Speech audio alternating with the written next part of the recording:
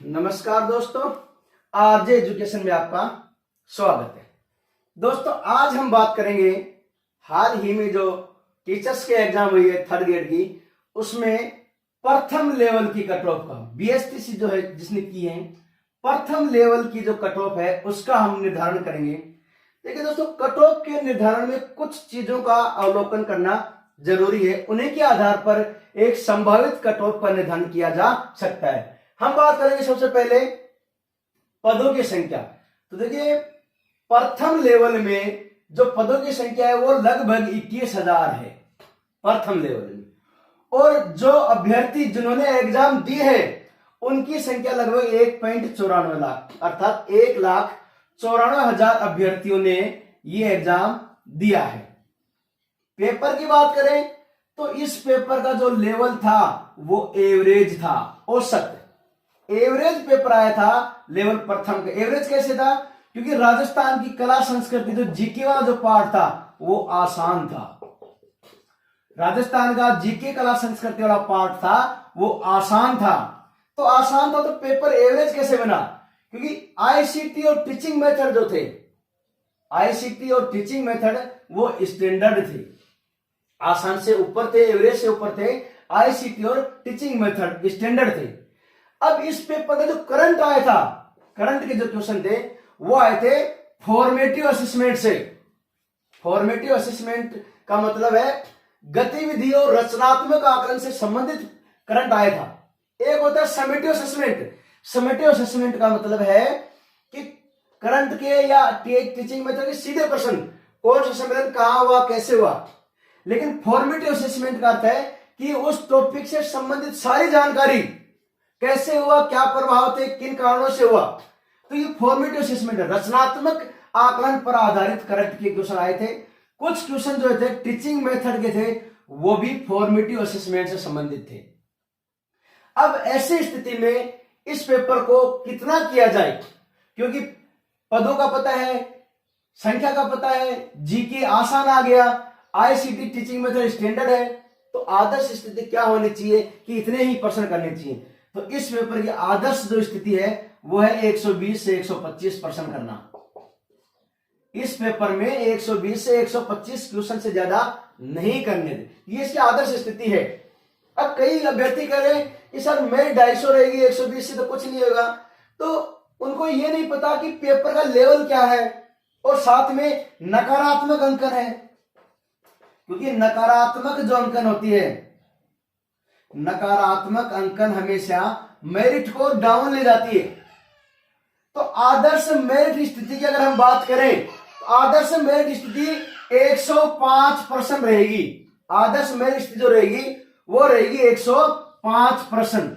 अब बात करेंगे कि 105 कैसे बचेंगे। तो देखो, जो भी अभ्यर्थी एग्जाम हॉल से बाहर आता है उसे लगता है कि मेरे 100% प्रश्न मैंने जो किए हैं वो सही है, ऐसा लगता है बाहर निकलते ही कि हाँ मेरा सिलेक्शन हो जाएगा क्योंकि मैंने जो किए वो सारे सही हैं। अब जैसे ही वो बंदा 2-4 लोगों से मिलता है, जैसे ही 2-4 लोगों से मिलेगा उसके 2-4 क्वेश्चन गए। जैसे ही वो 2-4 घंटे बीतेंगे, 2-4 दिन बीतेंगे, उसके 5 से 10 प्रश्न गलत हो जाएंगे, 5 से 10 प्रश्न गलत हो जाएंगे। और 2-4 महीने बीतेंगे तब उसके 15 प्रश्न गलत हो जाएंगे। अब सोचिए 15% गलत हो गए तो 15 के 5 और गए तो कितने हो गए 20, और करने कितने चाहिए 20, तो 20 से 20 निकल गए 120 में, तो बचे कितने 100%। लेकिन ये उसकी आदर्श स्थिति है सिलेक्शन की 100%। अब जिस भी बच्चे ने 120 या 125 से ऊपर प्रश्न करे हैं वो सिलेक्शन की दौड़ से नीचे जाता जाएगा, क्योंकि जितने ज्यादा प्रश्न करोगे गलत भी उतने ही होंगे और हम 100 से भी नीचे आ जाएंगे। तो इस अवलोकन के बाद हम एक संभावित कट ऑफ है वो ये मान सकते हैं कि जनरल की जो कट ऑफ है वो रहेगी 100 से 105 प्रश्न, अर्थात 200 से 210 प्रश्न। ओबीसी की बात करें तो ओबीसी का क्राइटेरिया है 92 से 93 से 100 प्रश्न, अर्थात 186 से 200 अंक। दोस्तों ओबीसी में थोड़ा सा प्रश्नों का गैप अधिक मैंने इसलिए लिया है क्योंकि ओबीसी और जनरल में कंपटीशन बराबर का है लगभग, ओबीसी में सबसे ज्यादा कंपटीशन होता है। एससी की बात करें तो एससी की कट ऑफ रह सकती है 90 से 92। देखिए मित्रों, प्रथम लेवल की जो कट ऑफ है और अन्य विषयों की जो कट ऑफ है उनमें काफी बड़ा डिफरेंस आएगा कि प्रथम लेवल की जो कट ऑफ है उसमें विभिन्न कैटेगरियों के मध्य जो डिफरेंस है वो सबसे कम मिलेगा, जबकि मैथ साइंस में विभिन्न कैटेगरियों के मध्य डिफरेंस और सबसे ज्यादा मिलेगा। फॉर एग्जांपल जनरल और एससी भी ईडब्ल्यूएस की बात करें बहुत डिफरेंस मिलेगा मैथ साइंस में, जबकि प्रथम लेवल में डिफरेंस सबसे कम मिलेगा। मार्क्स की बात करें तो 180 से 184 अंक। एसटी की बात करें तो एसटी की कट ऑफ रह सकती है 88 से 90 प्रश्न, अर्थात अंकों की बात करें 176 से 180 अंक। ईडब्ल्यूएस की बात करें तो ईडब्ल्यूएस रह सकती है 95 से 97 प्रश्न या 190 से